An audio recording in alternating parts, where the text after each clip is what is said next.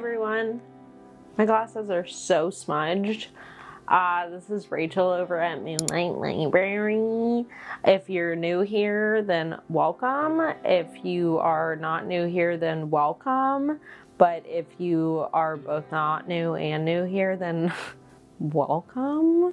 This is my May wrap up. I'm still cleaning my glasses and we're gonna go in order. I was like, what order should we put the books in? I'm gonna go in order of the books I'm most excited to talk about to the books that I'm least excited to talk about, because that's what I feel like.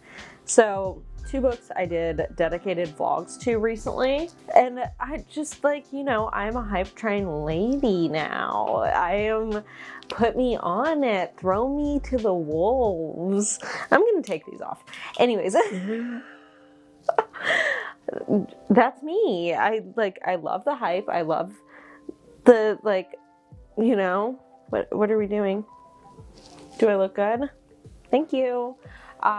Anyways, it's Fourth Wing. I'm sorry, it took forever to do that. This is Rebecca Yarros. I think I'm a fantasy lady.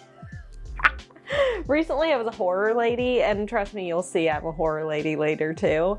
But fantasy girly, that's fine. I just did a whole vlog on this. I get it. I loved it. It was so good. So this girl, she is the daughter of a general, very weak, very like unable to do anything. Her joints just break and stuff. It's a fantasy realm, obviously, and this fantasy country she's in is at war. And so they're sending all these people to different colleges, basically. She's 20. And her mom's forcing her to go to the Writers Academy. I don't know. I just read this book a couple days ago. Anyways, so she's being forced to become a writer, dragon writer. But the likeliness that you will die in this school is 1 out of every 100 kids die. Or 20-somethings, young people die. But her mom's like, that's what we do. That's what we do. And also, we got some enemies to lovers going on. And I've been saying for a while, with the romances, I don't like bully romances, but there's something about a villain, or Zayden's not a villain. An enemies to lover in a fantasy makes so much more sense to me. I'm like, okay, you're actual enemies. You will kill each other. And you have good reason to, because Zayden is the son of the head of the uprising apostate thing. So her mother had killed Zayden's father, and all of these kids that were left behind from that are marked with the rebel mark, and they've been conscripted to be writers and go to this college, because it's likely they'll die anyways. It is action, it is hot, it is steamy, it is beautiful, it is dragons, it is magic, and I loved it. Okay, that's all we're saying about that. We're done. Babel. That's another one I did a vlog to, and oh my god, look at all these tabs. I don't usually tab things, but I was like, let's be an annotating person. And that's how I felt. This one, we're following Robin, who was born in China. This is in the early 1800s. His mother passes away. There's this man, he is a professor at Oxford, and he ends up taking him in and taking him to England to get him ready for this very elite program of translators. And in this world, it's the real world, but an alternate magical history, where there's these silver bars that you can transcribe words onto, and through doing that you create magic. Robin is a great candidate for being at this translators college at Oxford, because he thinks in Cantonese and Mandarin a lot about colonialism, imperialism, and it hits. He has got if you loved Harry Potter but you hate J.K. Rowling, if you want a new thing to love to replace it, and you want to be a little higher brow, this is it. This is it. Like, bye-bye, Harry Potter. Hello, Babel. RF Kuang, genius. Genius. I want to read Yellowface. Next up is Any Man by Amber Tamblyn. This one, actually the next three I'm going to talk to you about, I read for a vlog as well. I was reading horror books. And Amber Tamblyn is the girl from Sisterhood of the Traveling Pants. That's true. This one is a horror book that is following a number of men as they are struggling with and dealing with the trauma of being sexually assaulted by this woman who is a sexual predator towards men, and it is rampant and horrifying. It's difficult to read. It is beautiful. It's like all sorts of different mediums in it as well. So we have like interviews, we have regular narrative, we have poetry, someone's like internet search, like what they're clicking on. If you feel like you can handle that trigger warning of sexual assault in a novel, then, and you love horror, then this is it, because I think it handles it very well. And I think it is a beautiful book. Did I say that the last three got 5 stars? Probably not. Next one up is Sign Here by Claudia Lux. Oh, I loved it. Okay, so this one follows this guy, Peyote Trip. He is working in hell, and his job is trying to get people to sell their souls. He has to get a full set, which would like give him a lot of bonuses, like something's gonna happen, blah, blah, blah. To get a full set, he has to get someone like 5 generations of a family. And there's this one family that he's about to get the 5th one, and they're going on vacation. So you're both following him and his journey to try and do this, and a lot of other things. Like there's a lot of other things going on, and you're following this family. And it's kind of, it's a horror, but when you're in the family perspective, it's more of like a thriller, like a mystery thriller happening as well. So you're getting a lot of different vibes, and I was living for it. The family story could have sat alone, but I just love the beauty of these two coming together and like sitting parallel, and then how they eventually do merge. That was 5 stars maybe? Okay. Now we have a 2-star book, and that is Hidden Pictures by Jason Rekulak. This one I tabbed a good bit. These are all tabs of my frustration. I very much so despise this book. I was so excited. It was on my 5-star predictions, and it wasn't true. So this one, we are following this girl. She's been sober for about like 18 months or something like that, and her sponsor finds her a job to nanny this child and live in their guest house for the summer. And so she ends up getting the job, and that child is drawing some pictures that are very spooky, scary, very scary. But it was mild. I was mildly offended by the book. I feel like you have to see the vlog to really go through what I went through, or you need to read it and maybe see it from my perspective.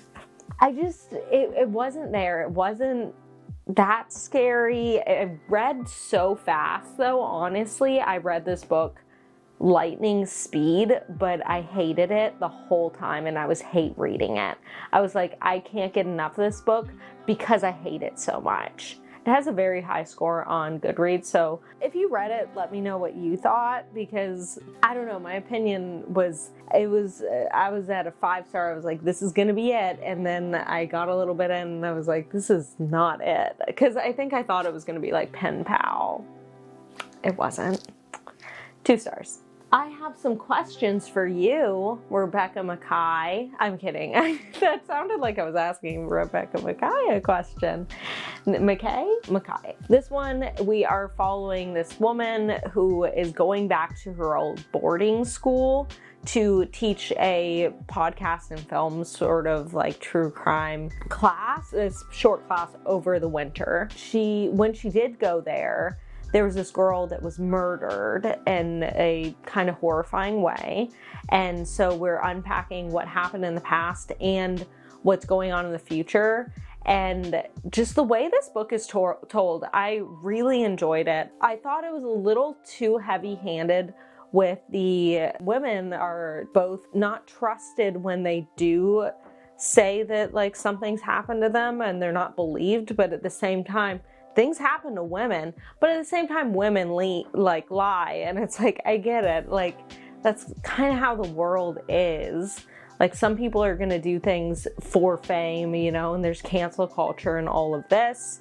But at the same time, I thought the book was wonderful. Throughout the book, there are these sections where she is like, this person, this is how they would have committed the murder, because it's like she's looking at it from the podcast perspective, looking at this entire scene. How could this have happened? How could anyone be responsible for what happened to this girl? So yes, tomorrow. I finally read it, and I am so proud and excited for myself because I loved it. Video game books, I didn't think they would be a thing for me, but I think they might be. I think I might be into a video game book, or like a video game adjacent book. Like, that's what I'm getting from this, and from, oh my god, You've Lost a Lot of Blood. Also had that video game adjacent feeling. We're following these two people who were friends as children that grew apart, but they were really into video games, and then they end up creating a video game company together. And it's kind of more of a character study, and yeah, it's plot driven, but it's also character driven, and you get these really good like in between chapters happening, and I don't know, it's beautiful, it's heartfelt. You feel like you really get into the minds of each of the characters as well to understand who they are, where they came from. Loved it. 4 stars? 4 stars. Mexican Gothic. What did I score you? Could have been any score. It's like, how do you feel now, Rachel? This was actually the first book I read this month. Okay, that makes sense. So this was actually the first book I read in May. So I feel like there's a thing where the horror is vibey sometimes. And I don't think I'm a vibey horror girly. Like, sometimes I am. Like, I love Bunny, but it has like a strong plot. This one kind of gave all vibes, very, very slow, very gothic feeling to it, and it just was not for me. It just wasn't for me. It's about this girl who her cousin has left, like has gone and married this man, and she hasn't heard from her or something in a bit, and then she like goes to try and find her, and it takes place in like the 50s or 60s or something. In the 50s. I don't know, all plot, no vibe, all vibes, some plot. Maybe not me. Also, in my horror, I think I had expectations for what this book was going to be, and had been sitting on my shelf for so long that when I finally got around to it, it just wasn't what I expected, and it didn't work for me. Sorry. House of Cotton. Sorry, we're getting to the disappointing era of this. I have one more after this. So this is Monica Brashears. And this one is about this girl who is working at a gas station, and someone comes up and is like, hey, I want to offer you a job as a model. And it turns out she's like a model for a funeral home where she's going to dress up as the dead people and interact with their families. There is a lot of, and I'm not saying that I don't like gratuitous sex. Like, I'm into smut. Like, yes, please. This is a horror book, and there's like sexual abuse that happens in this book, and then there's gratuitous sex like right alongside it, and it just does not feel right to me. Like, it's I don't know, it gave me the quease in a bad way. like in like I feel unsettled, and it's making me mentally not like feel good. And so House of Cotton was not it for me as well. Very vibey as well. I think that if you like Catherine House and you're okay with what I just said, then this might be the book for you. But it was not the book for me. All vibe, no plot. All vibe, no plot. I need to be careful. I need to be more careful. So our final book, well, actually it's a lie because I'm not telling you about half the books I read.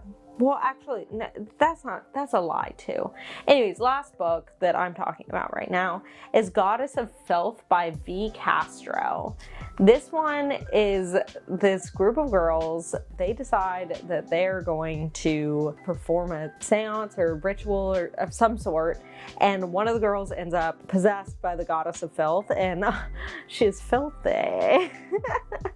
I mean, it's like the goddess of like womanhood, like female, like passion, and I don't know, stuff like that, and fertility maybe, and it is nasty in a great way. Like, I love this book. I had so much fun with it. Very short, very gross and weird and haunting and demonic and everything you want from a possession story. I feel like it was beautiful. Oh, I gave that 4 stars. Other than that, I've read so far, I'm right now reading some manga. I'm not going to talk about it right now because I'm reading it for a special vlog that I'm trying to make, because I'm going to Colorado in June, and I want to have some content for that. So I'm going to have a little manga vlog that I'm filming now to post in June when I'm gone, so I don't have to worry about posting. Thanks for being here. Thanks for sitting through, what was that, like 10 books? I think that's like 10 books. That's pretty good. So congratulate me, congratulate you. Let me know what you've read.